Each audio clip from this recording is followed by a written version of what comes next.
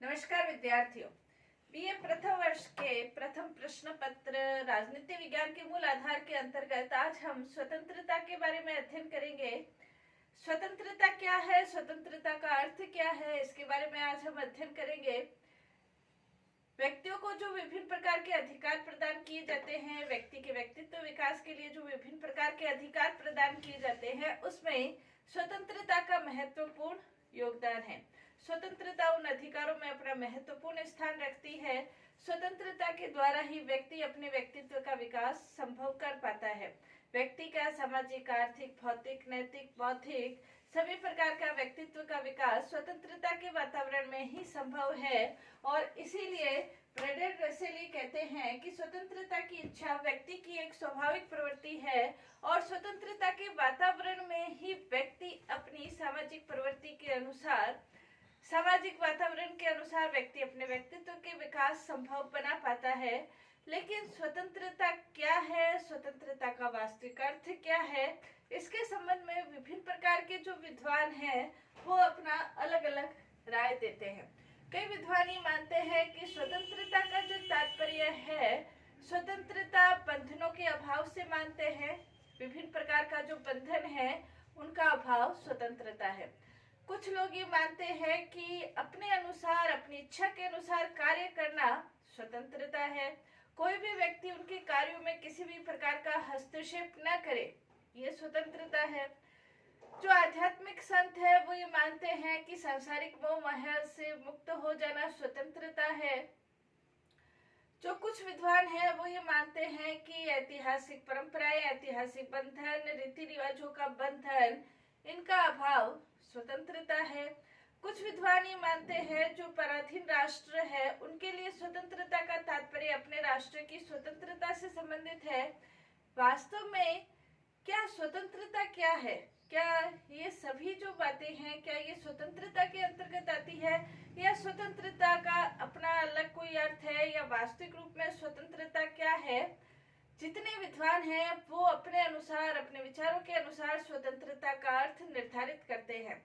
लेकिन यदि गहराई से देखा जाए तो स्वतंत्रता वास्तव में क्या है, तो स्वतंत्रता का अर्थ यदि लिया जाए तो इसके दो पक्ष हैं। एक स्वतंत्रता का सकारात्मक पक्ष और एक स्वतंत्रता का नकारात्मक पक्ष। दो प्रकार के पक्षों के अंतर्गत हम स्वतंत्रता का अध्ययन करेंगे, नकारात्मक पक्ष और सकारात्मक पक्ष। नकारात्मक पक्ष का मतलब ये नहीं है कि इसमें हम स्वतंत्रता को कोई नेगेटिव अर्थ में देख रहे हैं या स्वतंत्रता को हम स्वच्छंदता के रूप में देख रहे हैं।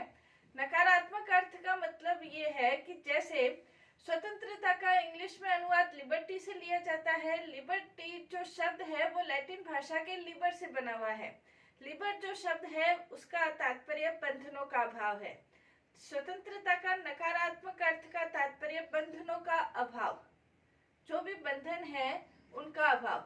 लेकिन यदि देखा जाए तो मानव सामाजिक प्राणी है और सामाजिक प्राणी होने के नाते उसे समाज में रहना पड़ता है। समाज में रहते हुए वो सभी प्रकार का कार्य करे या अपने इच्छा अनुसार कार्य करे, बिना किसी मर्यादा के, बिना किसी बंधनों के या बिना किसी नीति नियमों के, तो ये संभव नहीं है। कहने का तात्पर्य स्वतंत्रता का नकारात्मक रूप में स्वतंत्रता मानवीय प्रवृत्ति और सामाजिक प्रवृत्ति, इन दोनों के बीच सामंजस्य का नाम है। मानवीय प्रवृत्ति बंधनों का अभाव, सामाजिक प्रवृत्ति मर्यादा में रहते हुए, यानी कि स्वतंत्रता का नकारात्मक अर्थ में हम ये कह सकते हैं कि स्वतंत्रता ऐसे बंधनों का अभाव है और ऐसे कार्य करने की स्वतंत्रता है जिससे दूसरे के कार्यों में किसी भी प्रकार की बाधा उत्पन्न नहीं हो। तो इसके अंतर्गत जैसे मैकेंजी की कोटेशन हम कह सकते हैं, स्वतंत्रता सभी प्रकार के बंधनों का अभाव नहीं है, अपितु अनुचित प्रतिबंधों के स्थान पर उचित प्रतिबंधों का अभाव है। सभी प्रकार के प्रतिबंधों का अभाव नहीं है, बल्कि जो अनुचित प्रतिबंध है उनका अभाव है। इसके अंतर्गत एक और स्वतंत्रता के समर्थक जो विद्वान हैं मैचिनी, उनके शब्दों में हम कह सकते हैं कि व्यक्ति अपने कर्तव्यों का पालन समुचित रूप से कर सके, इसके लिए उसे स्वतंत्रता का अधिकार दिया जाता है। और स्वतंत्रता के अधिकार के अंतर्गत जो भी शक्ति उस स्वतंत्रता के अधिकार को छीनती है, व्यक्ति का ये कर्तव्य हो जाता है कि वो उसे अपनी स्वतंत्रता को वापस ले। कहने का तात्पर्य ये है, नकारात्मक रूप से स्वतंत्रता का तात्पर्य बंधनों का अभाव के रूप में लिया जाता है, या जैसे शीले ने ये कहा है कि स्वतंत्रता अति शासन की विरोधी है। ज्यादा अगर शासन है, ज्यादा अनुशासन है, ज्यादा प्रतिबंध है, ज्यादा बंधन है, तो उसका स्वतंत्रता विरोध करती है। तो नकारात्मक रूप में यदि देखा जाए तो स्वतंत्रता का हम इस प्रकार से परिभाषित कर सकते हैं कि स्वतंत्रता ऐसे प्रतिबंधों का अभाव है जो दूसरे व्यक्ति की स्वतंत्रता को बाधित करते हैं। तो यहाँ स्वतंत्रता का जो तात्पर्य बंधनों के अभाव से लिया गया है, जो लैटिन भाषा के लिबर जो शब्द है उससे लिया गया है। लेकिन क्या स्वतंत्रता वास्तव में यही है, नकारात्मक ही है? तो स्वतंत्रता का कुछ विद्वान सकारात्मक पक्ष भी मानते हैं। स्वतंत्रता खाली बंधनों के अभाव का नाम नहीं है, और न ही स्वतंत्रता ऐसे कार्य करने की स्वतंत्रता है जो दूसरों के कार्यों को बाधित नहीं करे, बल्कि स्वतंत्रता का इस अर्थ इससे कहीं अधिक विस्तृत है। और ये जो स्वतंत्रता का अर्थ है, इसे हम सकारात्मक स्वतंत्रता कह सकते हैं। इसको हम ऐसे समझ सकते हैं कि स्वतंत्रता का लक्ष्य होता है मानव का कल्याण करना। तो मानव के कल्याण के लिए राज्य के द्वारा जो आवश्यक परिस्थितियों का निर्माण किया जाता है, वो सकारात्मक स्वतंत्रता के अंतर्गत आता है। सकारात्मक स्वतंत्रता, जैसे गेटल ये कहते हैं, स्वतंत्रता का समाज में केवल नकारात्मक स्वरूप ही नहीं है, वरन सकारात्मक स्वरूप भी है। सकारात्मक स्वरूप का तात्पर्य यही है कि राज्य के द्वारा इस प्रकार की परिस्थितियों का निर्माण किया जाए जिससे व्यक्ति अपनी स्वतंत्रता का वास्तविक रूप में उपयोग कर सके। खाली स्वतंत्रता का अधिकार देने से क्या व्यक्ति स्वतंत्रता का उपयोग कर लेगा? नहीं कर पाएगा। तो स्वतंत्रता का तात्पर्य यह है कि राज्य के द्वारा इस प्रकार के कार्य किए जाए, इस प्रकार की परिस्थितियां उत्पन्न की जाए कि व्यक्ति अपनी स्वतंत्रता का पालन कर सके। जैसे वर्तमान समय कल्याणकारी राज्य की धारणा है, जिसके कारण से राज्यों का कार्य क्षेत्र बहुत अधिक बढ़ गया है। तो राज्य के द्वारा व्यक्ति के शिक्षा का प्रबंध किया जाता है, व्यक्ति के स्वास्थ्य का प्रबंध किया जाता है, व्यक्ति के आवास का, इस प्रकार का प्रबंध किया जाता है। इन प्रबंधों का मुख्यतः उद्देश्य यही होता है कि व्यक्ति अपना जीवन बिना किसी प्रतिबंध के, बिना किसी दबाव के, व्यक्ति अपना जो जीवन है वो स्वतंत्रता पूर्वक व्यतीत कर सके। यानी कि एक शिक्षित व्यक्ति है, शिक्षा का प्रबंध राज्य के द्वारा किया जाता है, तो एक शिक्षित व्यक्ति इस प्रकार अब उसका मानसिक विकास होता है कि वो बिना किसी दूसरे व्यक्ति के दबाव के अपना जीवन स्वतंत्रता पूर्वक व्यतीत कर सकता है। तो स्वतंत्रता का जो सकारात्मक अर्थ है, जैसे फिक्टे ये कहते हैं, कोई भी व्यक्ति समाज में रहकर ही अपनी स्वतंत्रता प्राप्त कर सकता है। अकेला व्यक्ति कोई स्वतंत्रता प्राप्त नहीं कर सकता है, वो समाज में रहकर ही अपनी स्वतंत्रता प्राप्त करता है। अतः राज्य का ये प्रमुख कार्य है कि ऐसी दशाओं का निर्माण करना जिसमें व्यक्ति स्वतंत्रता प्राप्त हो। तो राज्य की ऐसी कौन सी दशाएं हैं? तो शिक्षा की व्यवस्था, स्वास्थ्य की व्यवस्था, आवास की व्यवस्था, आर्थिक समानता की व्यवस्था, इस प्रकार की परिस्थितियों का निर्माण करता है ये सकारात्मक स्वतंत्रता, जिससे व्यक्ति के व्यक्तित्व का विकास होता है या वास्तविक रूप से वो स्वतंत्रता का उपभोग करता है। कहने का तात्पर्य यदि हम शॉर्ट में देखें तो नकारात्मक स्वतंत्रता, बंधनों का अभाव, सकारात्मक स्वतंत्रता, राज्य के द्वारा विभिन्न प्रकार की परिस्थितियों का निर्माण जिसमें राज्य व्यक्ति अपनी स्वतंत्रता का प्रयोग कर सके, स्वतंत्रता का उपभोग कर सके। सकारात्मक स्वतंत्रता का जो सबसे महत्वपूर्ण विचारक है वो ग्रीन है। वो ये कहते हैं सकारात्मक स्वतंत्रता से तात्पर्य कि व्यक्ति को ऐसे कार्य करने और उपभोग करने की स्वतंत्रता हो जो करने योग्य है और उपभोग करने योग्य है। ये वास्तव में सकारात्मक स्वतंत्रता है। स्वतंत्रता के अंतर्गत जो ग्रीन है वो ये कहते हैं कि सकारात्मक स्वतंत्रता के द्वारा राज्य के द्वारा इस प्रकार की परिस्थितियां, इस प्रकार की व्यवस्थाएं की जाएगी कि व्यक्ति अपनी स्वतंत्रता का जो उपभोग है, स्वतंत्रता का उपभोग कर सके। जैसे लॉस्की ये कहते हैं कि स्वतंत्रता व्यक्ति के व्यक्तित्व विकास की, व्यक्ति के सर्वोत्तम विकास की आवश्यक शर्त है।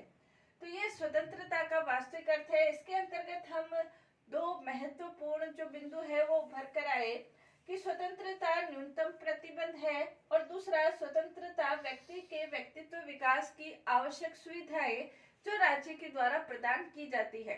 तो स्वतंत्रता की निष्कर्ष रूप में हम परिभाषा ये कह सकते हैं कि स्वतंत्रता उस दशा का, उस अवस्था का नाम है जिसमें न्यूनतम प्रतिबंध हो और व्यक्ति के व्यक्तित्व विकास हेतु आवश्यक सुविधाएं प्रदान की गई हो, वो वास्तव में स्वतंत्रता है।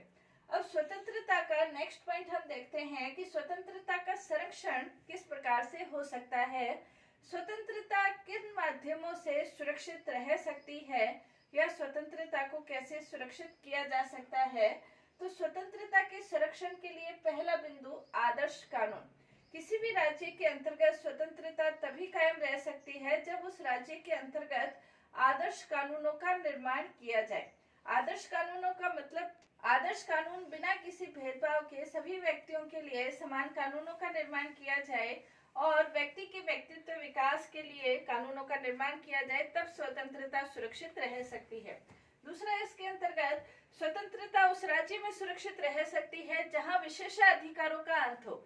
यदि कुछ व्यक्तियों को जाति के आधार पर, धर्म के आधार पर, संपत्ति के आधार पर यदि कुछ लोगों को विशेषाधिकार प्राप्त है तो ऐसे राज्य में स्वतंत्रता नहीं रह सकती है।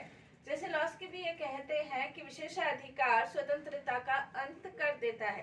तो विशेषाधिकारों की समाप्ति स्वतंत्रता संरक्षण के लिए आवश्यक है। नेक्स्ट, लोकतंत्रीय शासन के अंतर्गत स्वतंत्रता कायम रहती है क्योंकि लोकतंत्र के अंतर्गत जो जनता है, जहां एक तरफ वो शासित है तो वहीं जनता ही शासक होती है।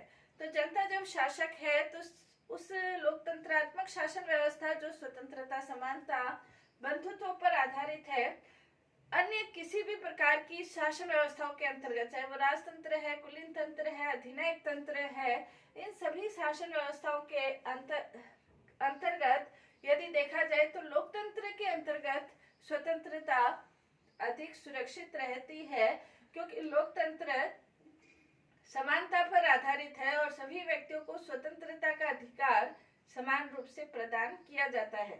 इसके अलावा जिन देशों के अंतर्गत मौलिक अधिकारों की व्यवस्था है वहां स्वतंत्रता सुरक्षित रह सकती है। मौलिक अधिकारों के अंतर्गत ही स्वतंत्रता प्रदान की जाती है और उसके अंतर्गत यदि स्वतंत्रता पर किसी प्रकार का हनन होता है तो वो राज्य के द्वारा उन्हें संरक्षण की स्थिति प्राप्त होती है। नेक्स्ट, जहां न्यायपालिका स्वतंत्र है तो वो नागरिकों की स्वतंत्रता की रक्षा करने में अधिक महत्वपूर्ण भूमिका निभा सकती है। न्यायपालिका बिना किसी हस्तक्षेप के, न कार्यपालिका न व्यवस्थापिका के हस्तक्षेप से, जब न्यायपालिका अपना कार्य स्वतंत्रता रूप से करती है तो वो स्वतंत्रता वहां सुरक्षित रह सकती है। साथ ही जो न्याय है वो निष्पक्ष हो, सरल हो, सुलभ हो, तो वहां पर स्वतंत्रता सुरक्षित रह सकती है।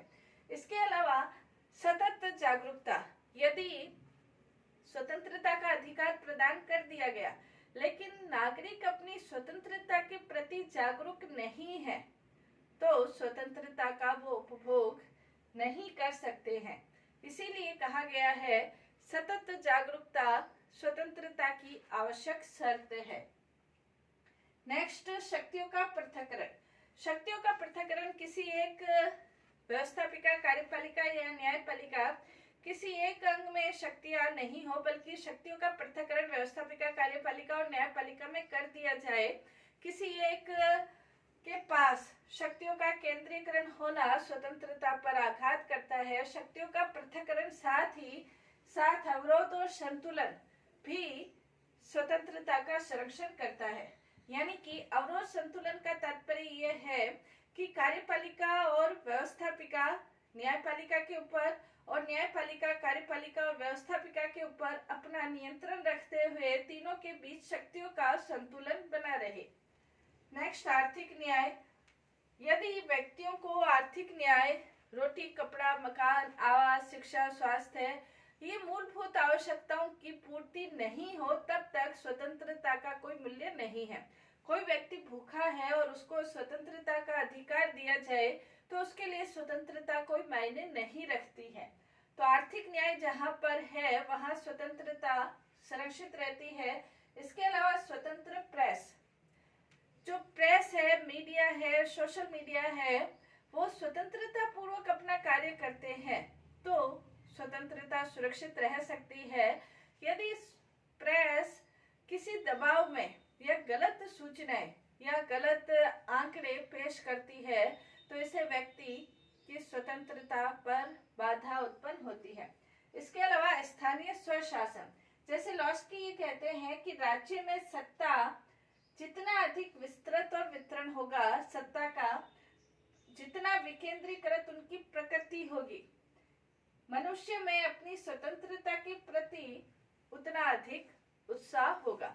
तो स्थानीय स्वशासन के द्वारा भी व्यक्ति अपनी स्वतंत्रता का उपभोग कर सकता है।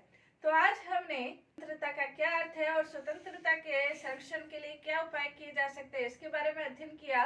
नेक्स्ट क्लास में हम स्वतंत्रता के प्रकार के बारे में अध्ययन करेंगे। धन्यवाद।